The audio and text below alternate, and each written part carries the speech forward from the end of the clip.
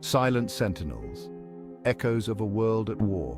Across the landscapes of Europe, silent sentinels stand guard.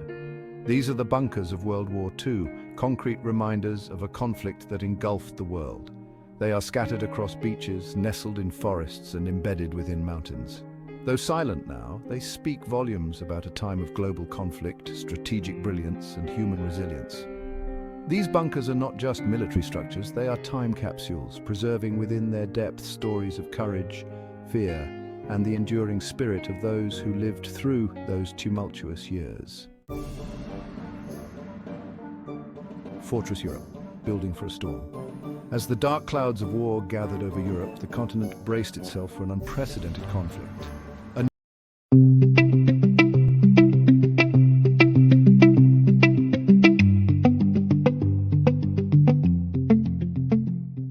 Landscape began to emerge, marked by the scars of war and the drive for military dominance. From Norway to the Greek islands, the Axis powers, led by Nazi Germany, embarked on a monumental construction project. Nazi Germany aimed to create an impenetrable barrier against the advancing Allied forces.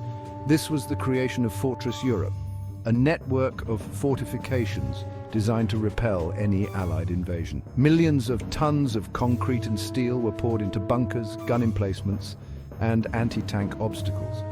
These structures varied in size and function, from small bunkers to massive fortresses. They represented a belief in the impregnability of their defenses. However, this belief was shattered by the relentless determination and superior strategy of the Allied forces. The planning and execution of the Allied invasions were extraordinary, identifying weaknesses and launching coordinated attacks. The D-Day landings and subsequent battles were pivotal moments showcasing bravery and sacrifice. The aftermath showed the true cost of war, with once formidable fortifications in ruins and liberated territories. The legacy of Fortress Europe is a reminder of the lengths regimes will go to maintain power, and the resilience of those who fought against tyranny. The Atlantic Wall, a concrete colossus. This massive fortification was a testament to the engineering prowess and military ambition of Nazi Germany during World War II. It was designed to be an impenetrable barrier, a line in the sand that the Allies would find impossible to cross. The most formidable expression of Fortress Europe was the Atlantic Wall.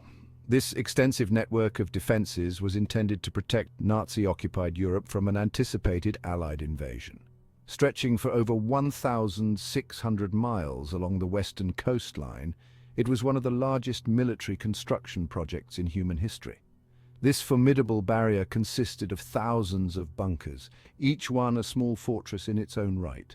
Interconnected by tunnels, trenches and minefields, the Atlantic Wall was more than just a series of static defenses. The purpose was clear: to repel any Allied attempt to liberate occupied Europe. The beaches of Normandy, France, became a focal point of this defensive line. It was here that the Allies chose to make their stand on June 6, 1944. Here, German engineers constructed some of the most formidable fortifications, designed to withstand the heaviest bombardments and the fiercest assaults. Bristling with artillery pieces, machine guns, and anti-tank weapons, the Atlantic Wall was a formidable obstacle. The Atlantic Wall was a concrete and steel embodiment of Nazi defiance, a symbol of their determination to resist to the last. But even this colossal barrier could not withstand the tide of history. The Allies managed to breach the Atlantic Wall and begin the liberation of Europe.